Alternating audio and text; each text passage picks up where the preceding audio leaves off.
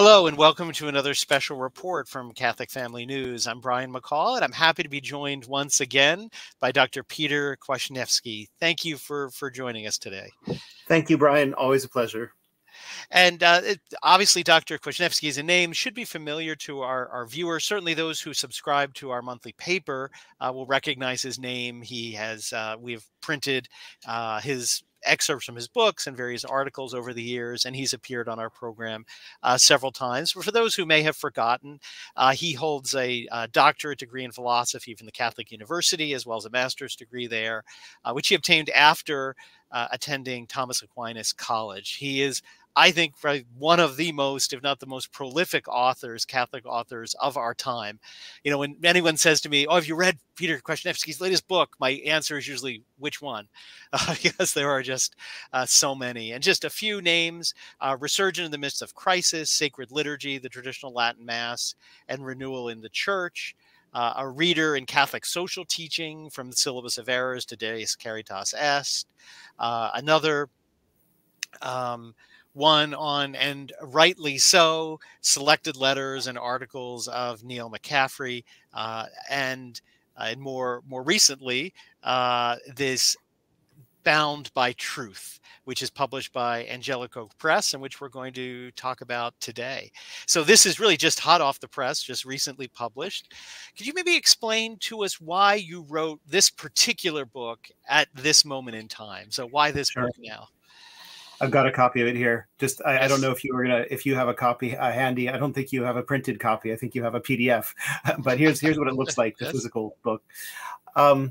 Yeah, well, so the subtitle of the book is important. It's Authority, Obedience, Tradition, and the Common Good. And these four concepts are the key concepts for this whole book. Obviously, I've touched on the question of church authority, the nature of authority in general. What are the limits of authority? What is authority for the sake of? That's the fundamental question. I've touched on the virtue of obedience, the way that St. Thomas defines obedience, some of the distorted versions of obedience that exist both in fascist societies and also in certain pockets of the Catholic Church, and I've talked about tradition. I mean, that's my sort of bread and butter. The importance of Catholic tradition as normative, not as window dressing, as decorative, as take it or leave it in the Catholic cafeteria, but tradition as a norm for us, as a theological norm, as an ecclesiological norm, as a norm for how rulers should govern, what they should be implementing, what they should be defending. It's tradition, both with a capital T and all of the little t traditions, right? Those are not just something you chuck out ad libitum when you don't feel like sustaining them anymore. And then, of course, the common good. The common good, that's a phrase that gets abused by liberal politicians. Some people, I've even met Catholics who are very skeptical of talking about the common good because it's been abused so badly by socialists and communists and Democrats and all those sorts of fellow travelers. But in reality, in both good Greek pagan philosophy and Roman, Aristotle, Cicero, and then in Augustine, in Aquinas, the common good, the bonum commune, is a huge central concept, and rightly understood, it is a pivotal concept for understanding authority, how it works, how it should work, and what our response to it should be, especially in times when there's a clash, when authority seems to be attacking the good of a society or of a city or of a body of people, body of the faithful. So all of these ideas are front and center in this book. And I do a deep dive into them this time, especially from the vantage of traditional Catholics under attack from a wayward pope, certainly, but also just from a whole kind of ecclesiastical post-conciliar structure that is inimical to tradition. And so I'm grappling with this unprecedented situation. That's what the book is about. So it's interesting you mentioned the common good, because you're right. It's a term that's been misappropriated and misused by a lot of progressives, but we can't really ignore it. I mean, Aquinas' definition of law itself embeds this term, right? You need to understand it to actually have a full definition of law. So you're right. I think that's that term of all the ones you list is one that needs a lot of attention. But if we can turn to a book you've written recently, From Hyperpapalism to Catholicism, deals with a very similar subject, sort of in the sense of the error that exalts authority beyond its proper place. So if someone's read that book, what's different about this book in that sense? Sure. Well, excuse me. The Road from Hyperpapalism to Catholicism is in 2 volumes, one a slender first volume and a thicker second volume. And the reason I split it up that way is that the first thinner volume is really just looking at, in a broader way, the history of the papacy, its highlights, its high points, its low points, some of the saintly uses and devilish abuses of papal authority over the centuries. 2,000 years of church history gives us a lot to look at, and a lot that modern Catholics need to know about in order to navigate the current situation. So I talk a lot about papal authority, the history of the papacy, how we should react to a wayward pope. So that's definitely very much there in volume 1. Volume 2 is almost entirely a series of shorter pieces, in a way documenting various aspects of the pontificate of Pope Francis, almost in real time. It's in chronological sequence. As you know, I was a journalist for a number of years for LifeSite and also for other publications, and I have followed very carefully the entire pontificate of Pope Francis, as indeed I followed that of Benedict XVI and John Paul II before him. And so I thought it was important at each moment, for example, with the death penalty change, or with the institution of so-called female acolytes and lectors, and all these sorts of things, that the Pachamama incident, the Amazon Synod. I mean, it goes on and on and on, right? And I documented every one of those things and analyzed them. So that's what's in volume 2 of that book.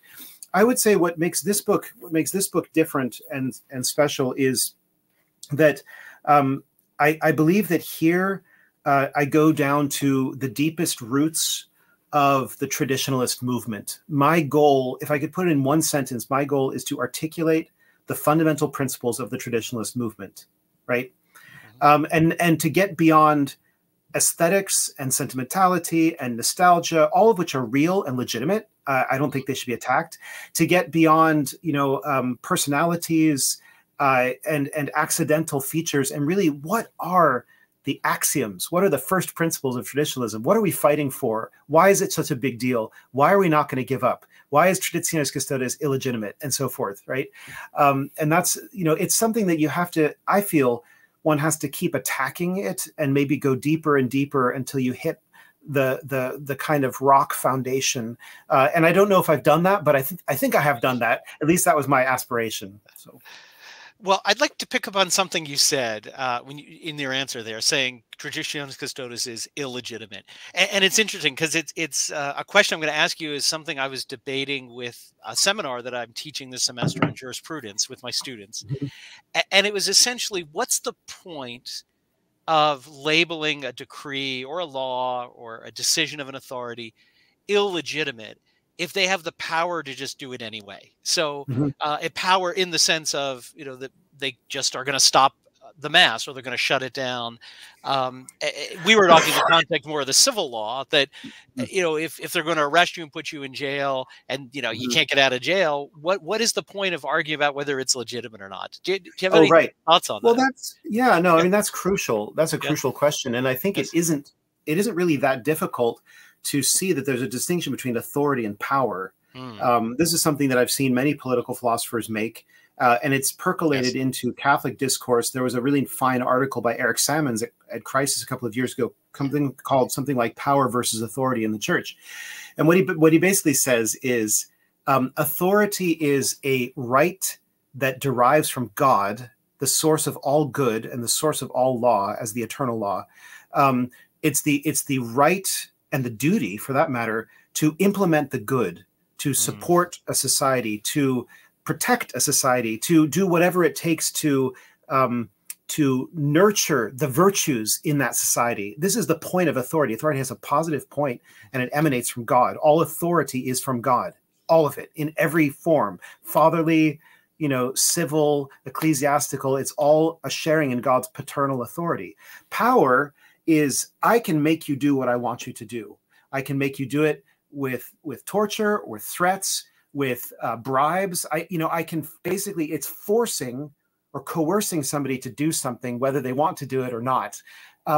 That's power, right? I'm not saying that it's not legitimate sometimes to have to force people to do something. I mean, coercive power is part of both the church and the state. If you have criminals, you need to coerce them, right? This is fine. I'm not against coercive power. But the use of power should always be tethered to and in service of the goods that authority exists for.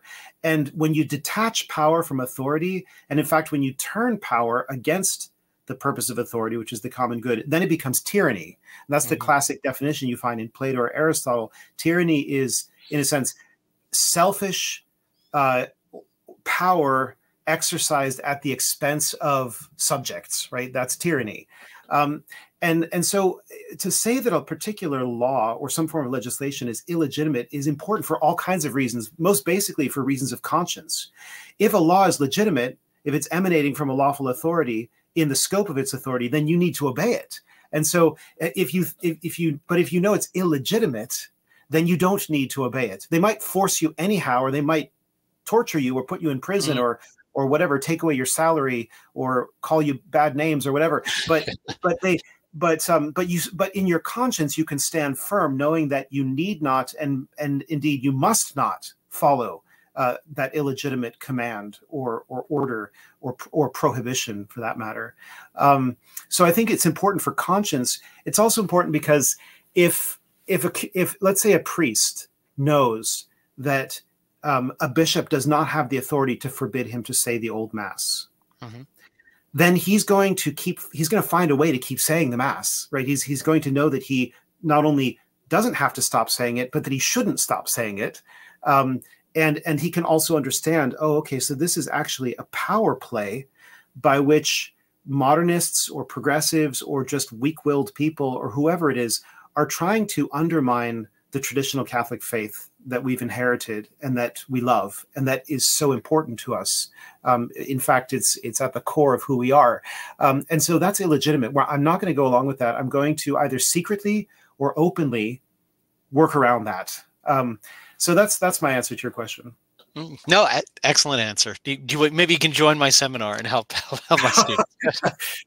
But really, I would say one of the things I talk about in this book, and I know you talk about it in your books as well, is just this insane legal positivism that has permeated the whole of legal discourse and has for some centuries now.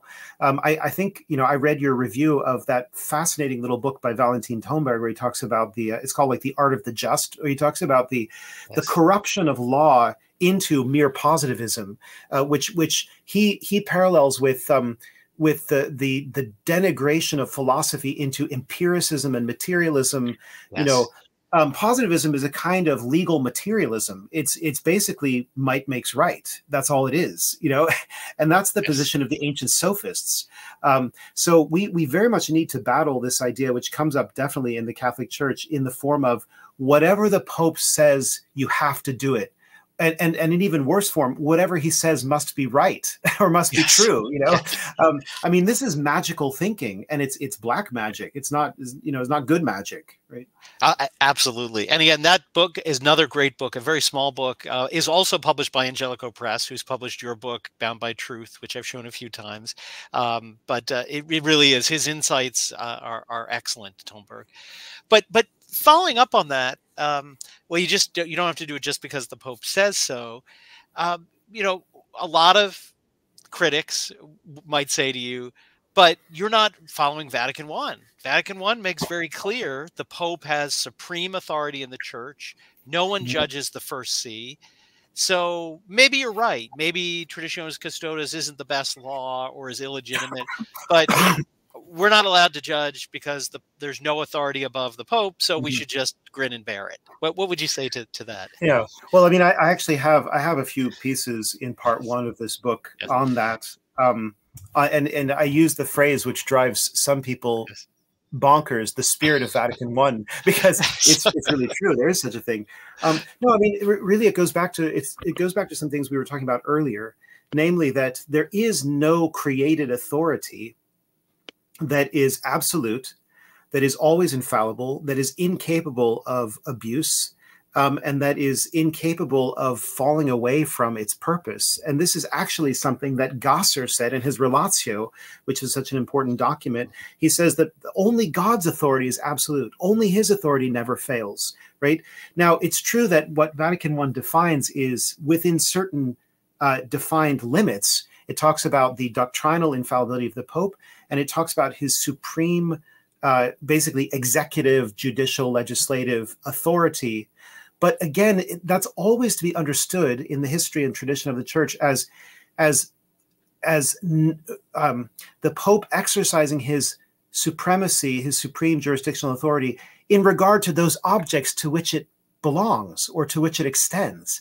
The thought, for example, that the traditional liturgical rites of the Church, organically developed from apostolic rites and continually defended by the Church throughout her whole history, would be subject to the Pope's arbitrary whims, and that he could dismantle them completely or forbid them. That's completely insane. That's nothing that has ever been thought, right? It's not thinkable, in fact. And the reason is it actually thwarts the purpose of the papacy, as we can learn what that is through studying the documents of the magisterium that talk about what the purpose of the Pope is. He's supposed to receive the inheritance of the faith, the deposit of the faith. He's supposed to defend it. He pledges over and over in church history to uphold the received and approved rights of the Church. Right? This is a very important expression. Precisely not the ones that he invented or that somebody invented for him, but the ones that have been handed down to him and practiced by his predecessors. This is very much a part of papal authority that is conveniently perhaps neglected by the hyperpapalists. Right? They have a vacuum. They have a sort of what is it? They have a tunnel vision about Vatican I, where they just look at a few paragraphs. They don't even look at the whole of Vatican I, much less the Relatio of Gasser, much less the rest of church history and magisterium. So they have this tunnel vision, and I think I've said before that what you see with the hyperpapalists is the same kind of vice that you see with Protestant proof texting from Scripture. That is, the Protestant thinks he has defeated you by flinging at you some verse from St. Paul about justified by faith alone, ignoring everything else that St. Paul says, or St. James, or St. Peter, or St. John, or anybody else, or Christ, for that matter. And you know, they have this proof texting method. And similarly, right, the hyperpapalists, they'll proof text you a verse or two from Vatican I, but you know, it's brittle. It's brittle in the same way. It's torn out of its context. Absolutely. It's interesting. There's another phrase that's repeated throughout medieval juristic thought. What pleases the prince has the force of law. And, you know, a lot of modern positivists pluck it out and say, oh, look, everybody believed in positivism. But I actually say the same thing.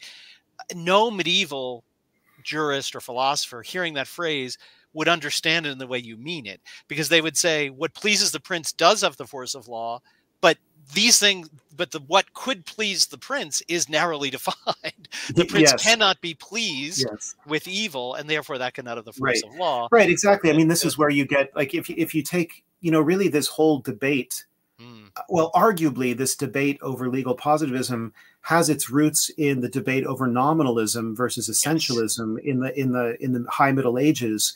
And so when you have somebody like William of Ockham arguing that murder is murder is evil or adultery is evil because God forbids it. It's not that God forbids it because it's evil, right? Right, and then Ockham says if God wanted murder and adultery to be virtuous, he could have commanded that, and then everybody would, you know, be sleeping around and killing, you know, their neighbor and whatever, and they would have been saints by doing that, right? This is Ockham's nominalism, because he thinks that God's omnipotence, in order for God to be totally omnipotent and free, he has to have absolute untrammeled control over the moral law. Well, this is something that Aquinas already anticipated earlier and rejected, because he says from all eternity, God has in his mind the nature or the essence of man.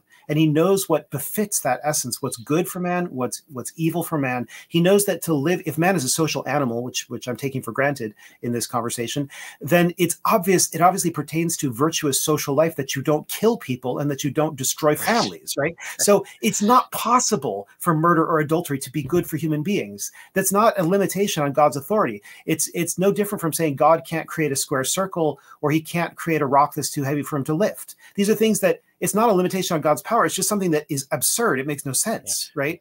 Yes. And so I think that's similarly the case with whatever pleases the prince is the law. Well, murder can't please the prince. Sodomy can't please the prince. So the prince cannot suddenly authorize, gay marriage or something like that, right? That's not capable objectively of pleasing the prince. And if it did, he'd be a tyrant, right? And then you'd have a bigger problem on your hands, Exactly. And before we talk about that bigger problem, I want to remind our viewers again that this book we're talking about today, Bound by Truth, has been published by Angelico Press. And I won't say if, I'll say when you go to purchase your copy to read. Please do it through our affiliate link with Angelico Press, which is angelicopress.com/Catholic Family News. By doing that, a portion of the proceeds will support programs like you're watching now, as Angelico Press will contribute a portion of every purchase made if you visit this link first before purchasing the book to Catholic Family News. So please do that. You can get a great book and also help our apostolate at the same time. But I want to get to that. You said that creates another problem. So, and you do get practical in the third part of the book. There's a practical advice. So if it is correct that, among other things, Traditionis Custodes is illegitimate as a law, and even if, I don't know if you're willing to go so far, but if one were to conclude Pope Francis is a tyrant, I mean, by your definition, certainly Archbishop Vigano has made the claim that he's a tyrant.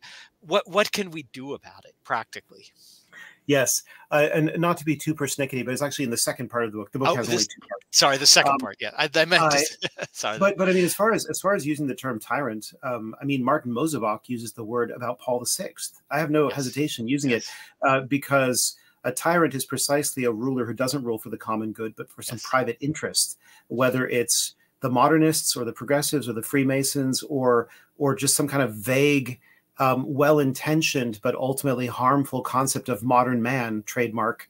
Whatever it is that they're ruling for, it's not actually ruling for the body of the faithful according to the norms of that rulership. It's ruling for some private interest or some exotic concept, and that's a I mean, it's not open tyranny. It's not physical tyranny in the sense of tanks and airplanes and bombs and guns, but it's a form of spiritual or political tyranny for sure.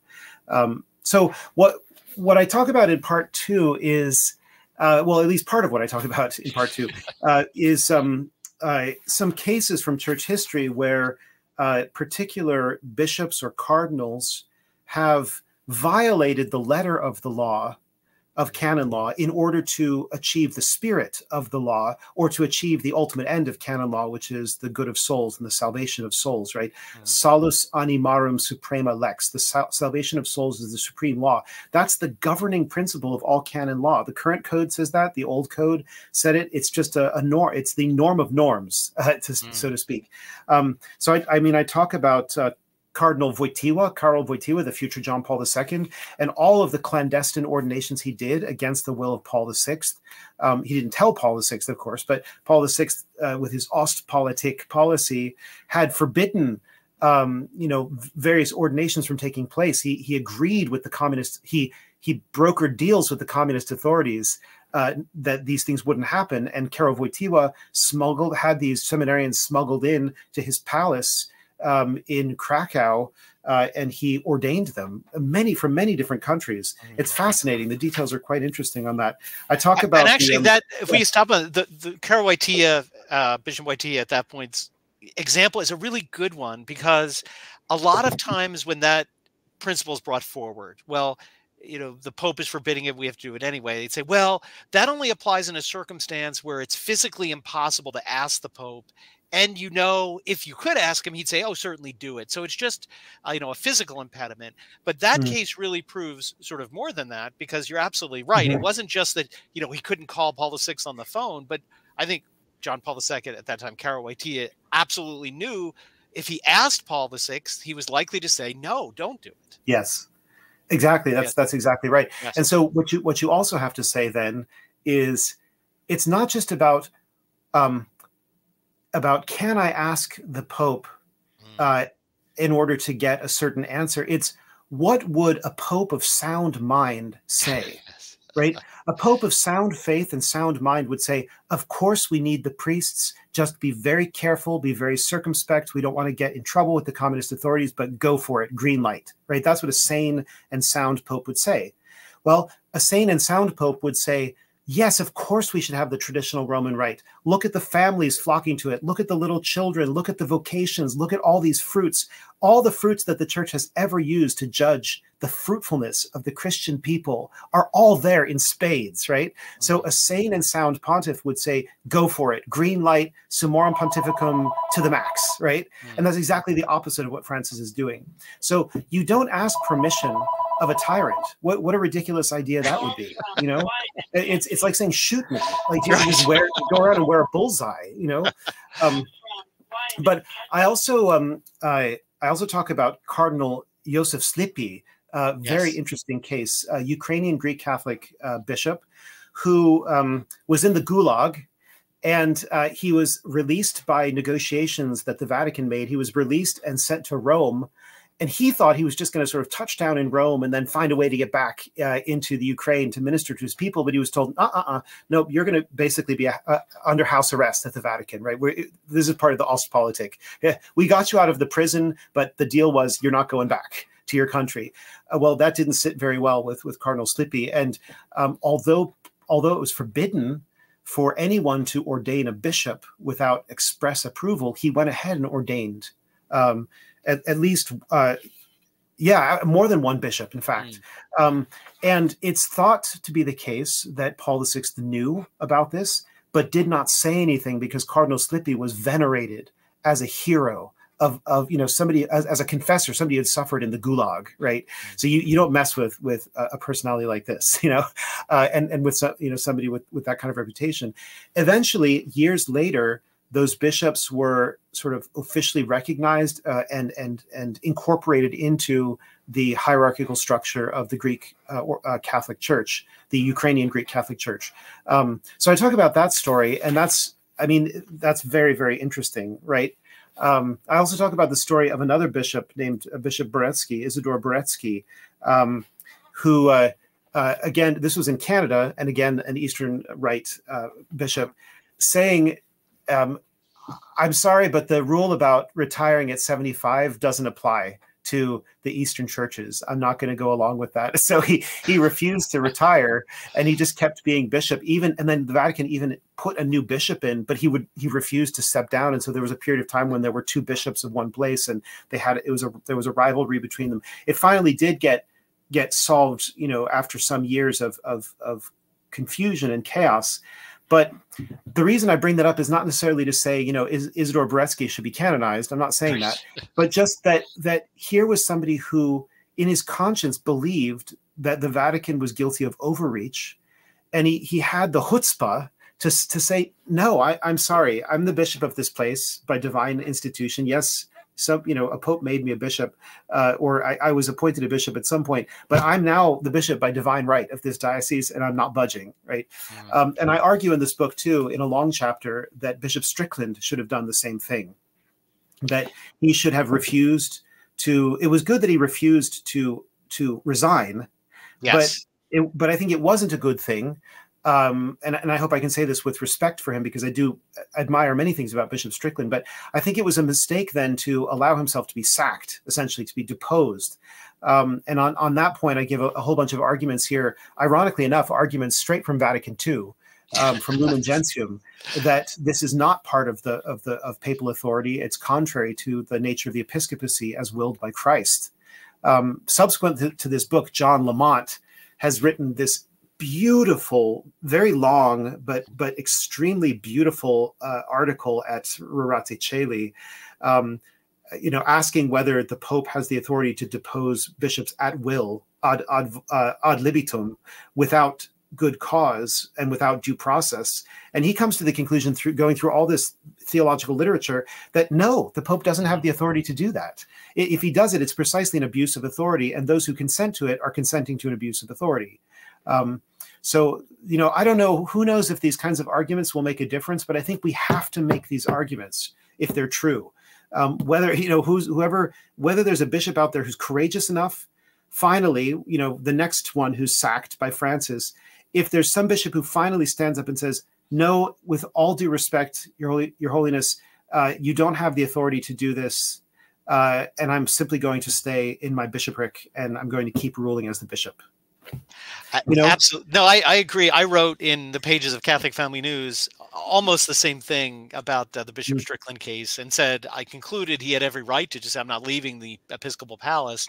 Now, to be fair to him, I did say at the end, that is true, is that what you do when you're in terms of refusing is governed by prudential judgment. Yes. One of which is a reasonable likelihood of success. And yes. I don't know Tyler that well, but if he were to conclude, this is just nobody will be behind me. Now, your case in Canada, I think the Eastern bishop there concluded a significant number of people are going to support me, and I'm not going to just be dragged out.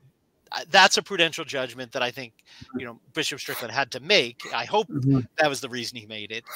The other example, and I don't think you touch on him in this book, is Bishop de Castromayor in Brazil, who wouldn't resign, basically wouldn't implement the new mass, wouldn't implement a lot of the modernizations.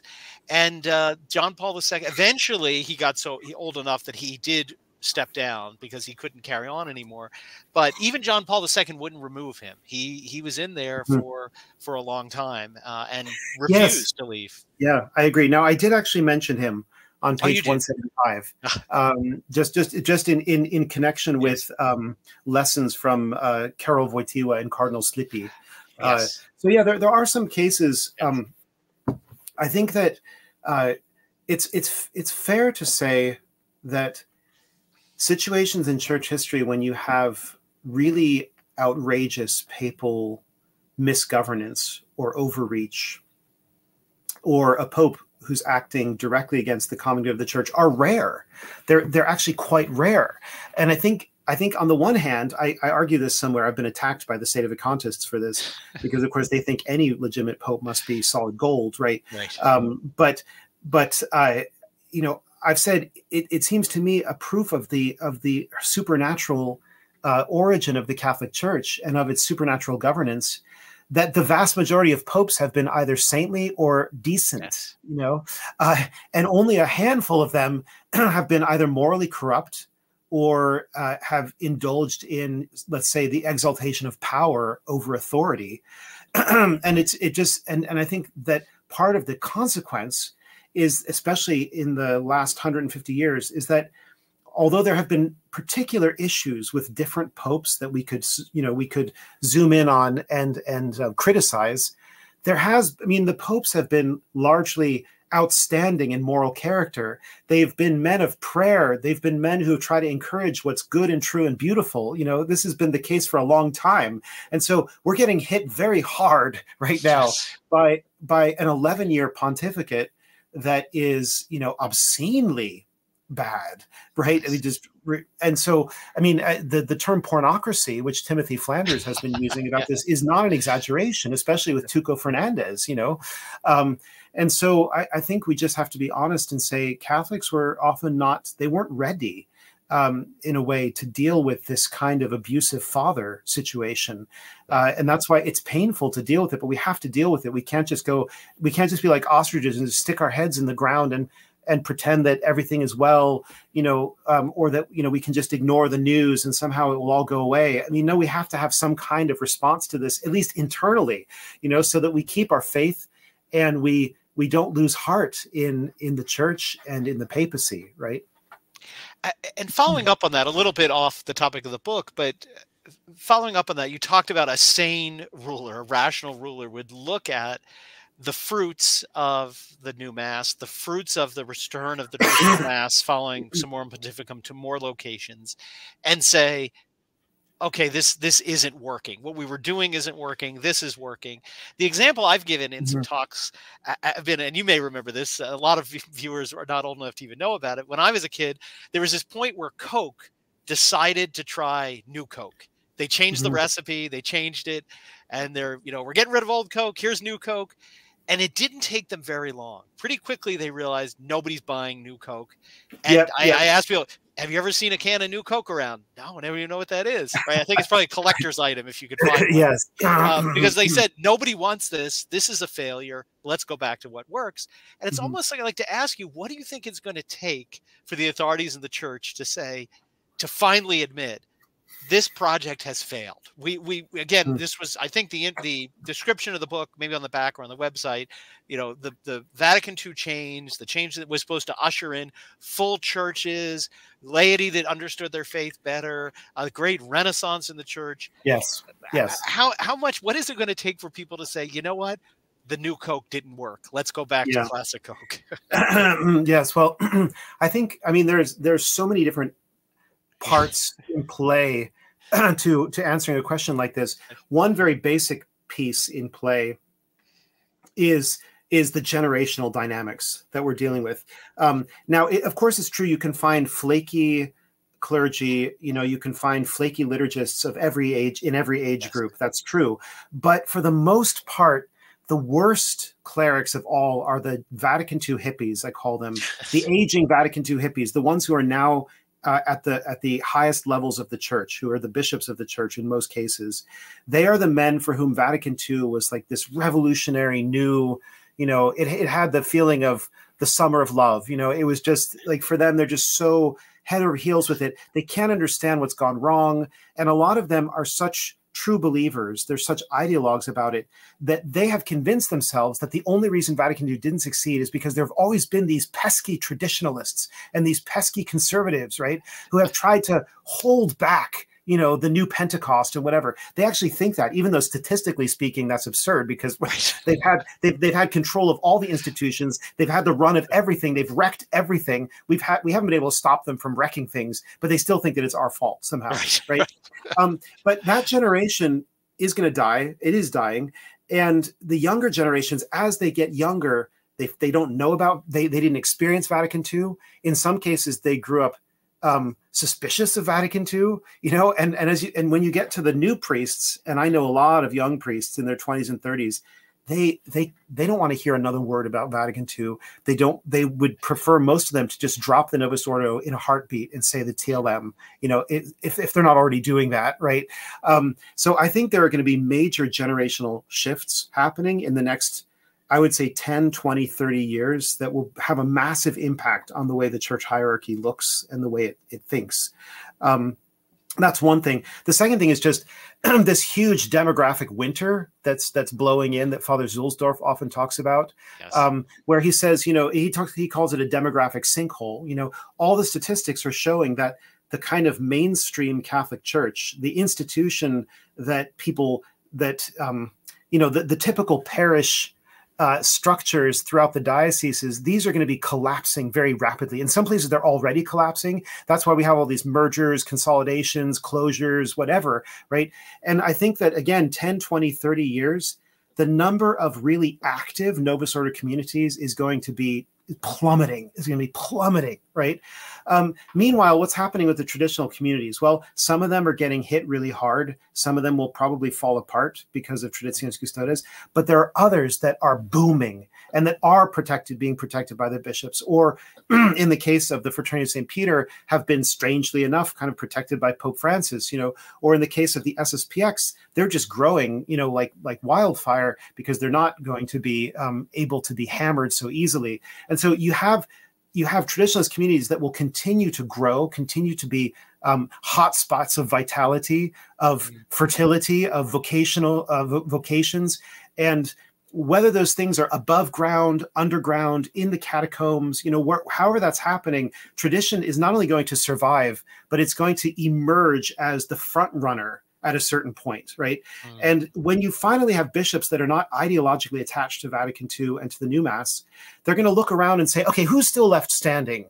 You know, where are the lights on in the church? Who's praying? Who's giving any money to the diocese? Well, it's going to be either the traditionalists or, if they survive, the conservatives, right? That's it. Those are the only people who are going to be left. You know, everybody else is going to be either an atheist or they never had any kids because they're contracepting or whatever it might be. So I really do genuinely believe that the next 10, 20, 30 years, we're going to be seeing both a lot of really bad things. I mean, the collapse of the final sort of remnants of Christendom under the assault of Islam and modern secularism and so forth, but also that we're going to see a resurgence of tradition in the Catholic Church, and that's going to be the main leading force.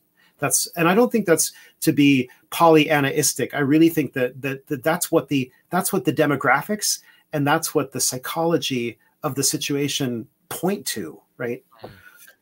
No, interesting. As to your second point there, I remember in discussions with someone once about the, quote, irregular canonical status of the Society of St. Pius X, and the person saying, well, they're not part of the diocesan structures. And I said, although in principle, I agree with you, and in fact, they should be, and in fact, by right, they should be recognized because they haven't done anything wrong.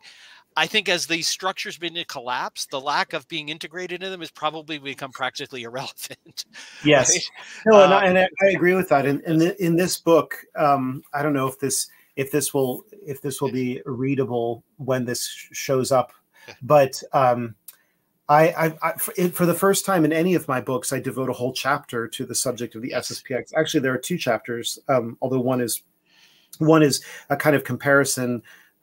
Like a friendly comparison between the FSSP and the SSPX, you know, encouraging them to have, you know, friendlier relations with each other if possible. But there's a big chapter on the SSPX in which I start by talking about the dedication of the Immaculata, and I talk about the Bishop Vitus Huander, what an amazing man, and that series he did called, what was it called, The Great Wound, you know. Yes. And you know, and then I get into some of the arguments that people have thrown against the SSPX and why they don't hold water, and why people are legitimately moved to go to the SSPX. And so it's not me really taking sides. It's just me dismantling what I consider to be the nonsense around the question, and really just vindicating the simple faithful who are seeking authentic liturgy, moral teaching, doctrinal teaching, and have not been able to find it anywhere else except the SSPX in their particular country or their particular diocese, right? You know, I think, you know, I go to the Fraternity of St. Peter, and I say that in the chapter. You know, I'm not trying to, as it were, encourage some kind of exodus to the SSPX, but I think it's I'm very much of the opinion now that that what Lefebvre did was defensible and justifiable, and that the SSPX is a providential movement, is something that God will use in his providence for good, and is using for good. Absolutely. And again, I think the point is the principles you lay out are true principles, whether you're applying them because you're saying, as we interviewed some people in Charlotte, North Carolina, well, the bishop just shut down all of our masses. I guess we're going to go over there to the Society Chapel, which doubled its mass attendance one Sunday. Or it's just your local parish priest who's been saying the traditional mass. The bishop says stop, and he just keeps doing it in your example anyway. And you say, well, I'm going to go. Even though the bishop said not, it's really actually the same principle that addresses, you know, both of those cases, for example. Yes. And one of the things I talk about at length earlier in the book is the need for us today. You see, we all were a bit spoiled by the Summorum Pontificum era, right? Yeah. Let's just face it. I mean, I love the fact that Pope Benedict, so to speak, liberated the old rite. He said priests could celebrate it. That was a wonderful step towards reconciliation at the heart of the church, which is what he said he wanted to do.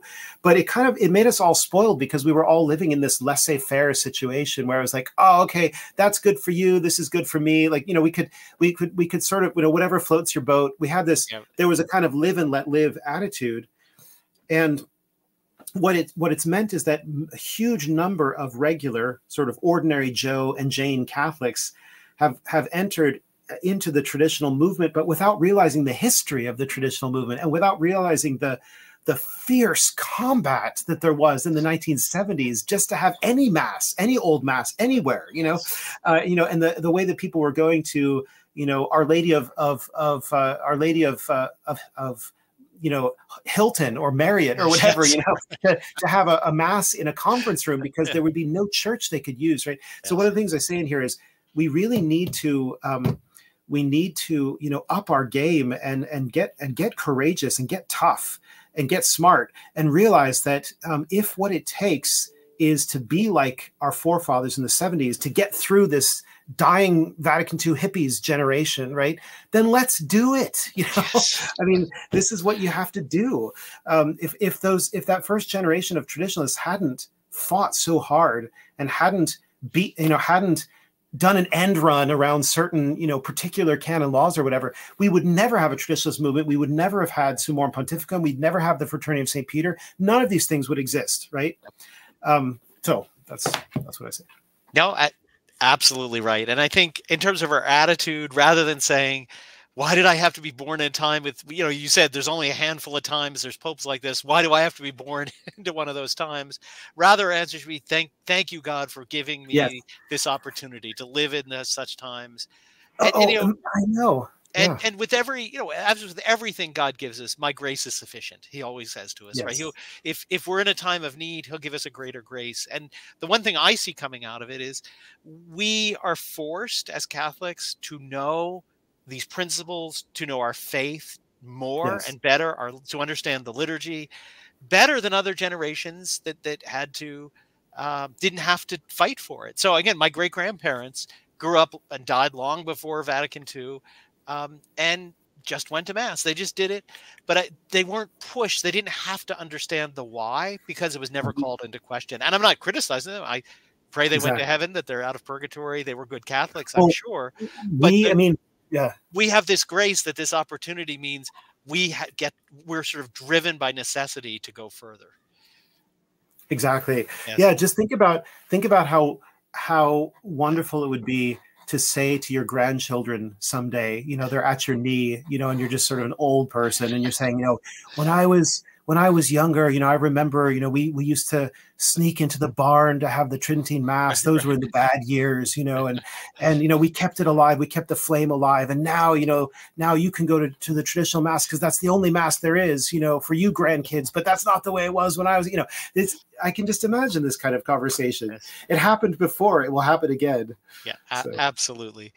Well, and a reminder, Bound by Truth, this book we're talking about is the core of our conversation here.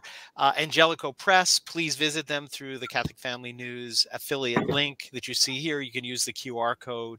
The website will also be in the description of this video. And again, I was really happy to read this book. I had an opportunity to read it before it was completely finished. A fantastic book, a very timely book, one really for our time, as these questions really are coming directly into people's living rooms, their kitchens. Okay, my Mass just got canceled. What do we do? And are we allowed to do that? How can we do that? You can't answer those questions without core principles, without understanding these concepts of authority, obedience, tradition, and the common good.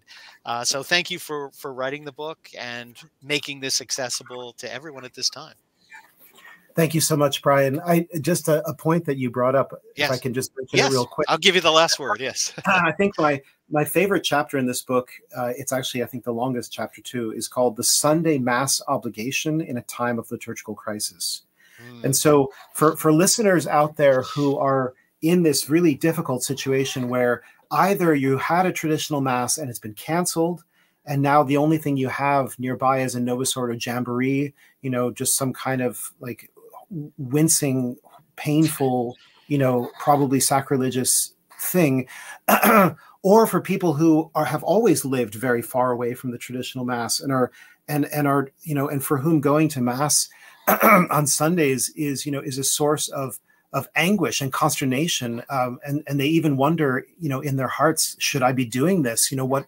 And so in this chapter, I go very much in depth into what the moral theologians say about what kind of obligation this is, what are the conditions when the obligation doesn't apply or doesn't bind. Some of those include liturgical irreverence. I go into that quite a bit. And so I think it's I tried to be very, very concrete, detailed, using authoritative sources and helping people to grapple with this question, which doesn't cease to be a difficult question. What do I do on Sundays or holy days of obligations when I don't have a traditional mass to attend? What should I do? So just wanted to mention that chapter is in there. Thank you. An excellent chapter. And our conference in 2019 on the problems with the new mass, that was the #1 question that we got in the Q&A session. What do I do? Well, but I have to go to mass. It's an important question, and I thank you for writing that chapter. It's wonderful. So thank you for your time. Thank you, everyone, for listening, and we look forward to having you join us again. So God bless. Thank you, Brian. God bless.